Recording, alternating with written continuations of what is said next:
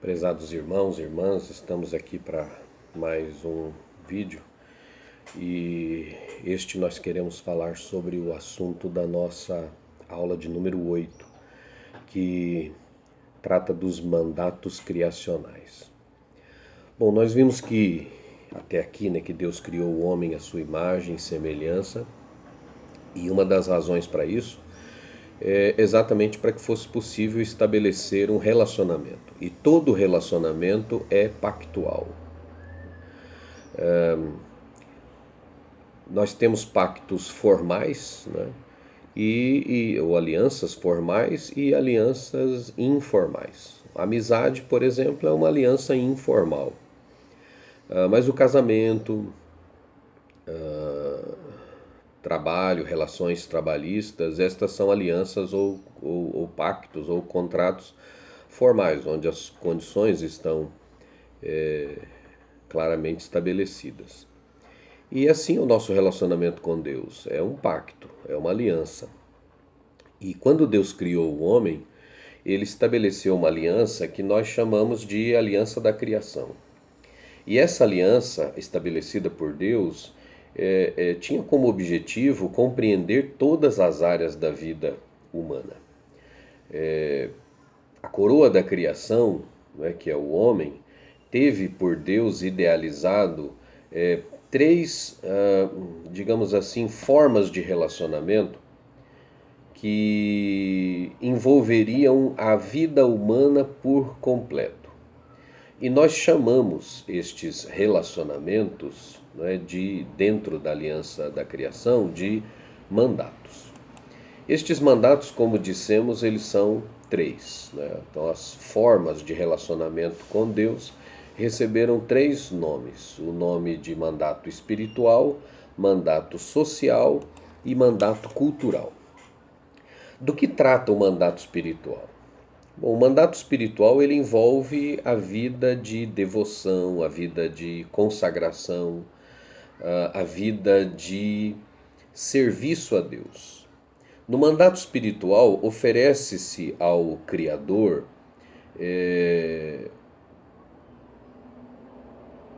uma manifestação de reconhecimento de que a existência que nós temos precisa ser vivida para a glória de Deus, do contrário, ela não faz sentido.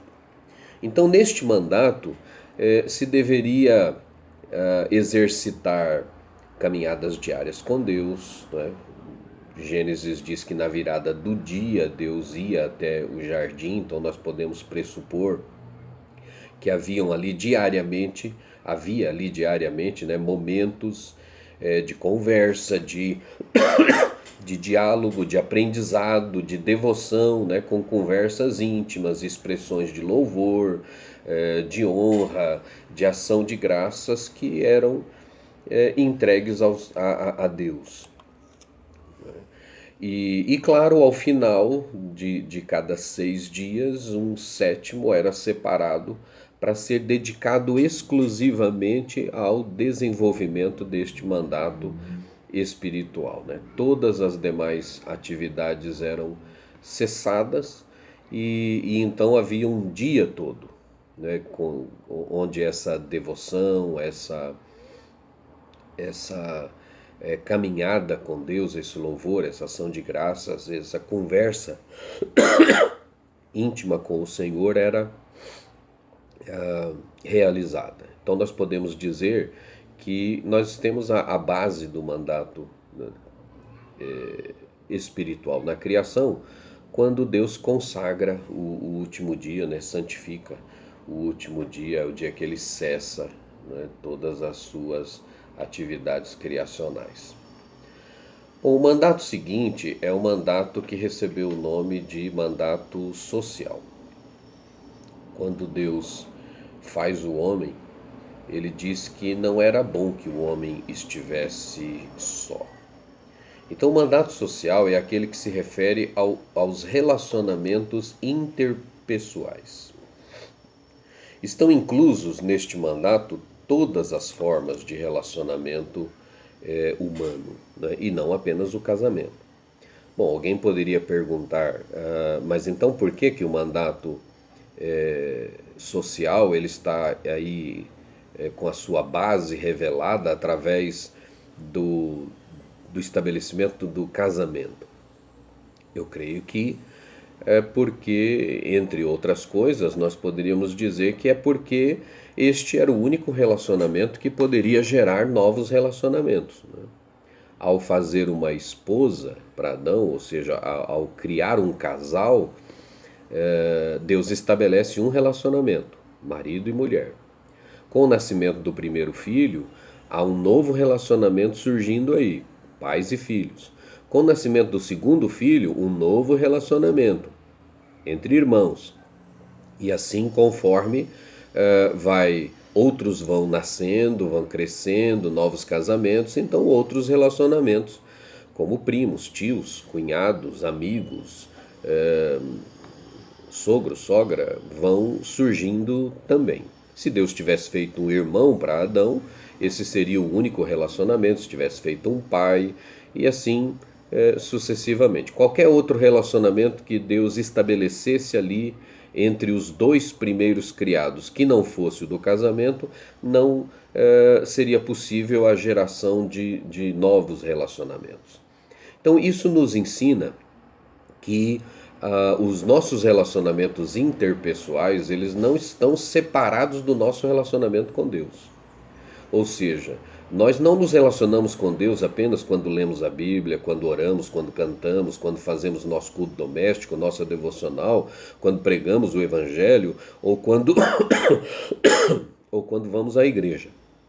Nós servimos a Deus e nos relacionamos com Deus também quando nós nos relacionamos com o próximo, lembrando que este relacionamento é pautado por Deus. Então, através de maridos que ocupam o lugar que a Bíblia lhes dá dentro do casamento, esposas que fazem o mesmo, pais que fazem isso em relação aos filhos, filhos que fazem em relação aos pais, patrões em relação aos empregados, empregados em relação aos patrões e assim sucessivamente, não é? Quando nós pautamos os nossos relacionamentos interpessoais a partir do que a Escritura nos ensina e com o objetivo de glorificar a Deus com eles, então nós estamos cumprindo o mandato social.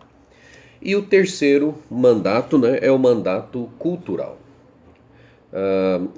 Primeiramente, a gente pode dizer que o mandato social ele é a base do mandato cultural, já que a família é a base de tudo, né? A família é a base da sociedade, é a base da cultura, não é? Já que os pressupostos, né, que vão dirigir a nossa vida, eles nos são dados na nossa criação familiar, naquilo que nós recebemos em nosso lar.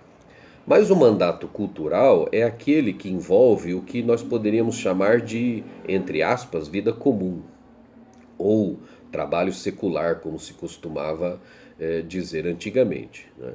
Então, o trabalho, os estudos, o lazer, tudo isso está aí sendo encaixado como tendo implicações sociais, econômicas, culturais, ecológicas, né? O mandato cultural vai envolver então a política, a tecnologia, o lazer, enfim, tudo que está relacionado ao trabalho. É comum as pessoas fazerem uma distinção entre secular e espiritual, entre sagrado e profano. No entanto, a Bíblia não faz esta distinção. A aliança estabelecida por Deus, ela envolve todas as áreas da vida. Ou seja, Deus quer ser honrado através da nossa devoção espiritual, Ele quer ser honrado através dos nossos relacionamentos interpessoais e Ele quer ser honrado através do nosso trabalho, através dos nossos estudos, através do nosso lazer, do entretenimento, enfim, através de todas as áreas da nossa vida. Isso quer dizer que a nossa vida profissional deve ser dirigida pela Escritura. Ela deve ter como objetivo primeiro, não o sustento, mas o objetivo primeiro é a glória de Deus. Em segundo lugar, o bem-estar, o desenvolvimento da sociedade, o cumprimento da bênção que Deus nos deu na criação, de dominar a terra, né, de cuidar dela, de preservá-la, de desenvolver a tecnologia e a política e o entretenimento, enfim, todas as áreas, para que o nome de Deus fosse glorificado e nós funcionássemos como verdadeiros vice-gerentes na condução de todas estas coisas.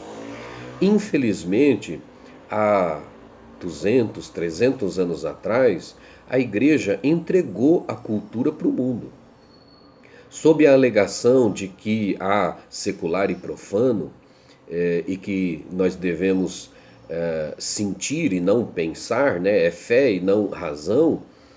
Houve uma concentração grande naquilo que era espiritual e um desprezo pelas coisas culturais, né? Há 300 anos atrás a gente tinha cientistas de renome, estadistas, né? Cristãos, né? Cientistas, estadistas, cristãos, músicos, né? Artistas.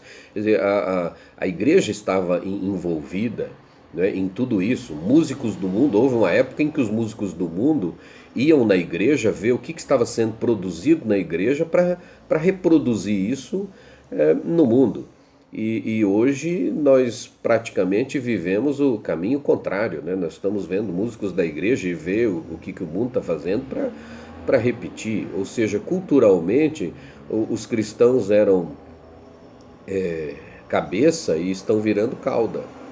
Mas graças a Deus, nas últimas décadas aí tem tem se visto uma recuperação dessa ideia do mandato cultural, tem havido um envolvimento maior e, claro, vai demorar muito tempo para que a igreja, os cristãos estejam de novo impactando a cultura, né, o entretenimento, a política, as artes, a tecnologia, mas se nós estivermos focados naquilo que é o nosso relacionamento com Deus, integrando a vida toda, a igreja deve caminhar nesse sentido. Uma única observação que eu faria aqui é o seguinte: essa descoberta de que não há uma separação entre sagrado e profano tem causado alguma confusão em alguns. Pessoas têm misturado o mandato espiritual com o mandato cultural. É fato que nós servimos a Deus em tudo aquilo que nós fazemos culturalmente falando. Agora, existem coisas que são próprias para o mandato espiritual no que diz respeito a culto, adoração, e existem coisas que são impróprias para a adoração. Elas são próprias para o lazer, por exemplo. Elas são próprias para os nossos momentos de descanso. Elas são próprias para o nosso entretenimento, mas elas não são próprias para a adoração. Então nós precisamos saber que o nosso relacionamento com Deus é integral, mas os mandatos, eles, ainda que estejam relacionados entre si, eles têm partes que são próprias de cada um deles e que precisam ser cumpridos adequadamente assim. Bom, o que o pecado fez foi corromper, né? Não eliminar, mas corromper essas áreas. O homem desenvolveu o mandato espiritual de uma forma profana, criando seus próprios deuses. O homem desenvolveu o mandato social através de relacionamentos promíscuos, poligamia, amizades egoístas, né? E tem desenvolvido o mandato cultural de uma forma a trazer grandes prejuízos para o meio ambiente, para o mundo, através de entretenimentos imorais, destrutivos, enfim. Nós temos, infelizmente, visto a corrupção em todas estas áreas. Quer dizer, o homem não as abandonou, mas ele passou a viver estas áreas segundo as inclinações do seu coração corrompido. Que Deus tenha misericórdia de nós e nos ajude a viver esses mandatos de forma a andar dignamente neste pacto, nesta aliança que Deus estabeleceu para que vivêssemos e que isso nos ajude a sermos instrumentos nas mãos de Deus para impactar o mundo no qual nós estamos inseridos. Deus os abençoe e até a próxima.